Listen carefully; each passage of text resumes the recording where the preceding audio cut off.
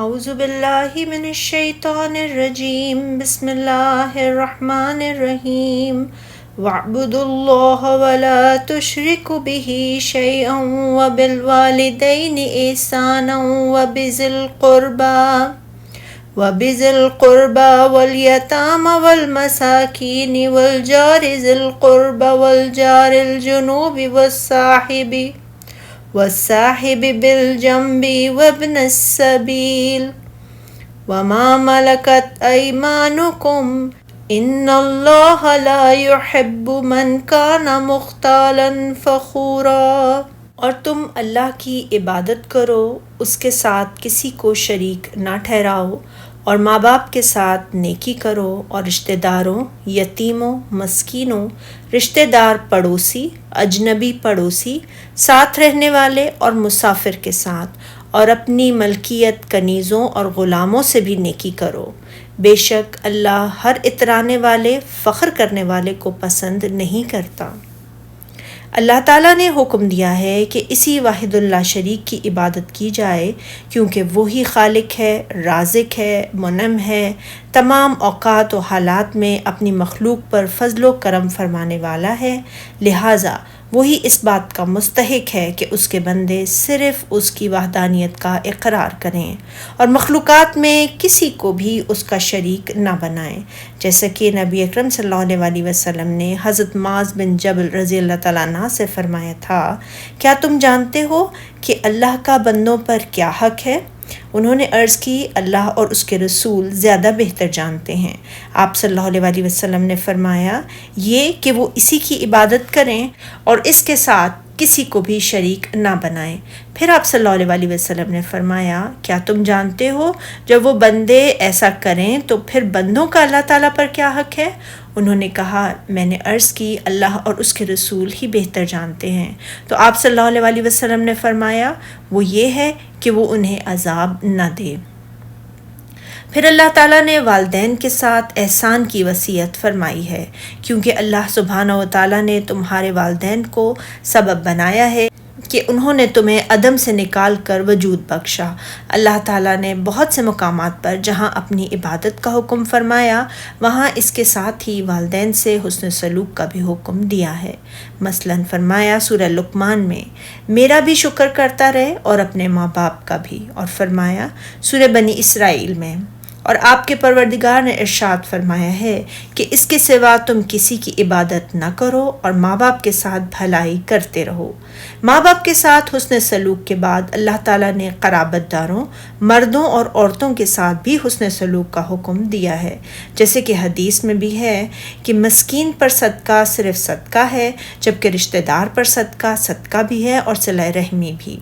پھر اللہ تعالیٰ نے فرمایا کہ یتیموں سے بھی احسان کیا جائے، کیونکہ وہ ان کے سائے شفقت سے محروم ہو گئے ہوتے ہیں، جو ان کی ضروریات کا خیال رکھتے ہیں اور ان پر خرچ کرتے تھے، لہٰذا اللہ تعالیٰ نے حکم دیا ہے کہ ان سے احسان اور شفقت کا سلوک کیا جائے۔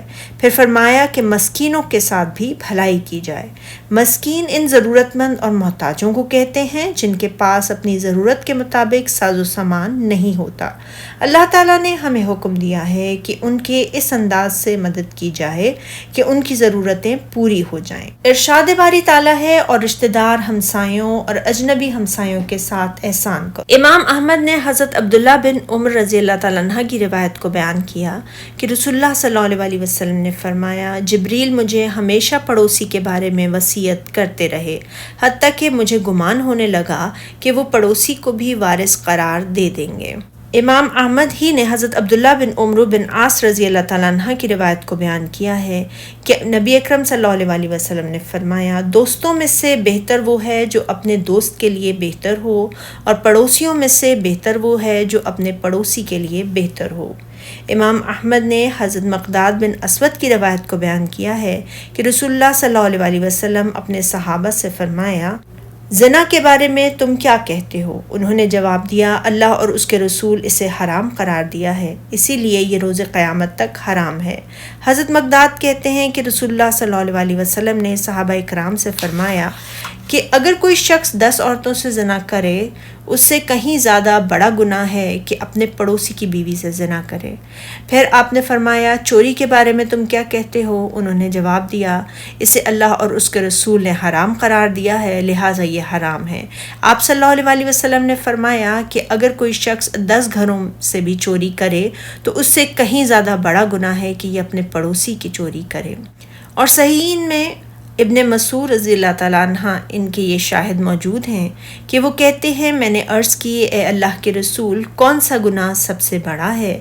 تو آپ صلی اللہ علیہ وسلم نے فرمایا یہ کہ تو کسی کو اللہ کا شریک بنائے حالانکہ اس نے تجھے پیدا فرمایا ہے۔ میں نے عرض کی پھر کون سا؟ فرمایا اپنے بچے کو اس خدشے سے قتل کرو کہ وہ تمہارے ساتھ کھائے گا۔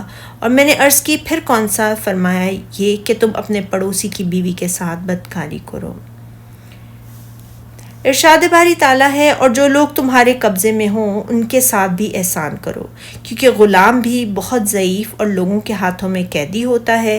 یہی وجہ ہے کہ رسول اللہ صلی اللہ علیہ وسلم نے مرض الوفات میں اپنی امت کو وصیت کرتے ہوئے فرمایا نماز نماز اور اپنے غلاموں سے اچھا سلوک کرنا، حتیٰ کہ آپ نے یہ الفاظ بار بار اپنے دل ہی میں دہرائے، لیکن شدت تکلیف کی بنا پر آپ کی زبان ادائیگی سے قاصر رہی۔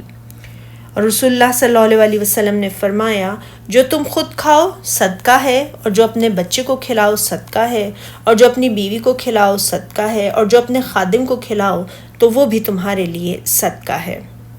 حضرت عبداللہ بن عمرو سے روایت ہے کہ انہوں نے اپنے خازن سے کہا کیا غلاموں کو کھانا دے دیا ہے؟ اس نے کہا نہیں، تو فرمایا جاؤ اور انہیں کھانا دو، کیونکہ رسول اللہ صلی اللہ علیہ وسلم نے فرمایا ہے کہ آدمی کے لیے بس یہی گناہ کافی ہے کہ وہ اپنے غلام کے کھانے کو روک لے۔ حضرت ابو ہریرہ رضی اللہ تعالیٰ عنہ سے روایت ہے کہ نبی اکرم صلی اللہ علیہ وسلم نے فرمایا کھانا اور کپڑے وغیرہ مالک پر غلام کا حق ہے اور اس سے طاقت سے زیادہ کام بھی نہیں لینا چاہیے۔ ارشاد باری تعالیٰ ہے بلا شبہ اللہ تکبر کرنے والے، بڑائی مارنے والے کو پسند نہیں کرتا، اور جو اپنے بارے میں بڑائی اور برتری کے احساس میں مبتلا ہو اور لوگوں کو حقیر سمجھنے والا اور ان پر تکبر، فخر اور غرور کرنے والا ہو اور اپنے آپ کو ان سے بہتر سمجھنے والا ہو، ایسا شخص خود کو اگرچہ بہت بڑا سمجھتا ہے لیکن اللہ تعالیٰ کے نزدیک حقیر اور لوگوں کی نگاہوں میں انتہائی قابل نفرت ہوتا ہے۔ یعنی اللہ تعالیٰ نے اسے جن نعمتوں سے نوازا ہوتا ہے ان کی وجہ سے وہ لوگوں پر فخر تو ضرور کرتا ہے لیکن اللہ تعالیٰ کا شکر کم ہی بجا لاتا ہے۔ امام ابن جریر نے عبداللہ بن وقاد کے قول کو بیان کیا ہے کہ جو شخص بدخلق ہوگا وہ متکبر اور فخر و غرور کرنے والا ضرور ہوگا۔ اور پھر انہوں نے یہ پڑھا اور جو تمہاری ملکیت ہوں کنیزوں اور غلاموں سے بھی نیکی کرو، بے شک اللہ ہر اترانے والے، فخر کرنے والے کو پسند نہیں کرتا۔ اور جو شخص نافرمان ہوگا وہ سرکش اور بدبخت ضرور ہوگا۔ پھر انہوں نے یہ آیت پڑھی سورہ مریم کی، اور مجھے اپنی ماں کے ساتھ نیک سلوک کرنے والا بنایا ہے اور سرکش اور بدبخت نہیں بنایا۔ ایک شخص جابر بن سلیم سے روایت ہے کہ میں نے عرض کی ہے اللہ کے رسول صلی اللہ علیہ وسلم مجھے نصیحت فرمائیے، تو آپ صلی اللہ علیہ وسلم نے چند اہم امور کا تذکرہ فرمایا اور ساتھ ہی فرمایا تہبند کو نیچے نہ لٹکاؤ، کیونکہ تہبند کا ٹخنوں سے نیچے لٹکنا تکبر ہے اور اللہ تعالیٰ تکبر کو پسند نہیں فرماتا۔ سبحانک اللہم و بحمدک اشہد ان لا الہ الا انت استغفرک و اتوب الیک۔